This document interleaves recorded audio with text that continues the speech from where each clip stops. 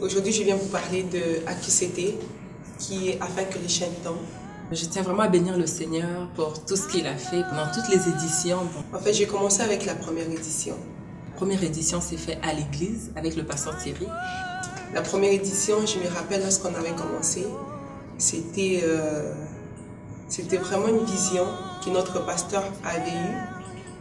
Notre pasteur qui est le pasteur Thierry Nchikola. Et le pasteur Thierry, je tiens à dire qu'il était le seul prédicateur pendant les premières éditions. Il n'y avait pas d'invité, il n'y avait pas d'autres pasteurs. C'était vraiment lui qui nous apportait la parole du début à la fin de l'activité. Il voulait quelque chose de grand. Il nous a rassemblés. À l'époque, nous avons une petite église. Il a rassemblé des jeunes pour nous parler de la vision de AQCT. Et je me rappelle encore que pendant l'organisation, il a inclus les jeunes, donc il nous a formés, on a eu des temps de prière intense, on a eu des temps de préparation, il fallait faire la publicité, donc on a vraiment travaillé d'arrache-pied pour que toutes les éditions soient vraiment un succès. Et au départ, c'est vrai que on s'est demandé, mais pasteur, comment vous allez faire ça? Comment vous allez remplir une grande salle comme ça? Comment on va y arriver? Parce qu'à l'époque, nous avons une petite église, hein. Donc du coup, sortir d'une petite église pour inviter des gens, on a adhéré hein, à la folie, mais on a adhéré. Quand les gens commençaient à rentrer, on voyait un par un, les gens rentraient, les familles rentraient, hein, les couples rentraient, les enfants rentraient. On s'est dit, bon, ça y est, ça c'est du bon quoi. Tranquillement, pas vite, la salle commençait à se remplir. Au fur et à mesure que la salle se remplissait, moi personnellement, je sentais vraiment la présence de Dieu dans la salle déjà. Je sentais déjà la gloire de Dieu se manifester dans la salle. Parce que la Bible déclare que là où 2 ou 3 personnes sont réunies à mon nom, je suis au milieu d'eux. Donc avant même que ça puisse commencer, nous voyons déjà la gloire de Dieu se manifester dans la salle. Puis les gens qui rentraient, avant que la parole même soit amenée, tu sentais les grands sourires. Tu sentais les gens qui rentraient déjà pour recevoir la bénédiction, mais ils étaient déjà bénis dès qu'ils mettaient le pied dans la salle. Donc, on a vu que bon, ça y est, ça c'est du bon. Oui, Dieu est au rendez-vous, Dieu est parmi nous. Puis quand la parole a commencé à être prêchée, mes frères, mes sœurs, c'était juste waouh, une autre atmosphère. Je ne vais jamais oublier ces moments-là, jamais. On a vu des vies être transformées, des chaînes sont réellement tombées dans la vie des gens sont venus de partout. On a vraiment vu Dieu guérir les malades et à travers son serviteur, Dieu a fait des exploits. Quand le pasteur a commencé à faire les séances de délivrance, tu voyais les gens par terre, tu voyais les gens qui disaient qu'ils sont venus avec des maladies recevoir la délivrance. Je ne parle pas de délivrance après. Je parle de délivrance sur le moment, sur les champs. Tu vois les gens qui venaient accablés de problèmes, qui recevaient des solutions à leurs problèmes. Les gens, il y avait une autre... En fait, c'est inexplicable parce que je les sens en mon corps comme si c'était... Mais comme si je revivais ces moments-là. Puis, je voyais en fait, si on a les yeux spirituels, on peut même voir les anges qui pouvaient couronner cet endroit-là, tellement que la puissance de Dieu était là. Là, à la fin, c'était explosif, si je peux le dire, parce que nous sommes sortis de là vraiment bénis. Donc on l'a fait à l'église et après ça, Dieu lui a mis à cœur d'aller à l'extérieur afin de toucher d'autres personnes, afin que d'autres personnes puissent aussi bénéficier de la conférence AQCT. Il a vu en fait une salle remplie.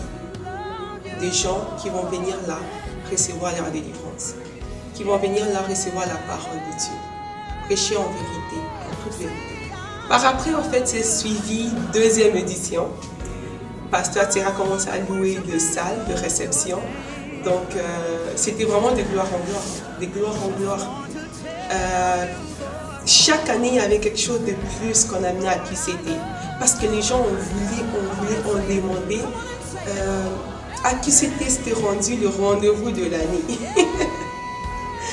Oui, le rendez-vous de l'année parce qu'on est préparé dès qu'on rentrait. En fait, on savait déjà que dès qu'on rentrait janvier, il fallait qu'on se mette en tête à qui c'était s'en vient. Donc mes chaînes là vont tomber à qui c'était.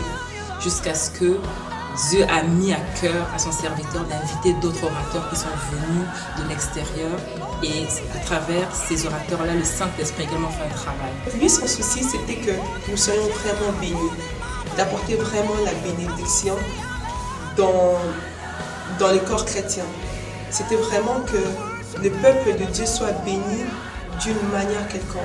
Donc le fait qu'il invitait d'autres serviteurs de Dieu, c'était pour qu'on puisse aussi recevoir, bénéficier de leur bénédiction. C'est que j'ai trouvé que c'était quelque chose quand même de merveilleux, parce que chaque serviteur de Dieu venait avec ses dons pour bénir également le peuple de Dieu. Et à chaque fois, Dieu a été fidèle, il a pourvu pour que ces activités-là soient réussies. Donc, je peux dire vraiment, de la première édition à la 10e édition, Dieu a pourvu, Dieu a été fidèle. Là, nous sommes rendus à notre 10e édition. On bénit le Seigneur pour tout ce qu'il a fait jusqu'à maintenant. 10e édition de Akisete. Oh mon Dieu, Dieu est merveilleux. Parce qu'il a donné à cet homme de Dieu la vision que personne n'avait. En fait, depuis que j'étais à Montréal, je n'avais jamais entendu parler encore de croisade comme ça. À seule idée que les gens soient libres. Vous savez, lorsqu'on parle de captivité, ça veut dire quoi? Ça veut dire que les gens sont prisonniers. Ça veut dire qu'il y a des domaines dans nos vies qui ne fonctionnent pas. Ça veut dire que nous ne sommes pas libres. Mais lorsque Dieu met à un serviteur, un homme de Dieu, à un disciple, un apôtre, ce genre de vision, afin de venir libérer les captifs, c'est quelque chose que je frissonne encore dans mes mains parce que en Dieu nous devons être libres. Et puis Akisete m'a rendu libre. Akisete a fait de nous tels que nous sommes, femmes ou hommes, enfants, vieillards, des hommes libres en Jésus. Aujourd'hui, je ne peux pas oublier Akisete, parce que je sais que ce n'est qu'un début. Nous allons voir encore au-delà, parce que la Bible déclare: les hommes verront ce que l'œil n'a jamais vu. Ils entendront ce que les oreilles n'ont pas entendu. Les malades seront guéris. Les miracles se feront. Les boiteux marcheront. Et je crois à la vision de mon pasteur. Ma soeur, toi qui m'écoutes, mon frère, toi qui m'écoutes, ne manque pas ce rendez-vous. Ne manque pas.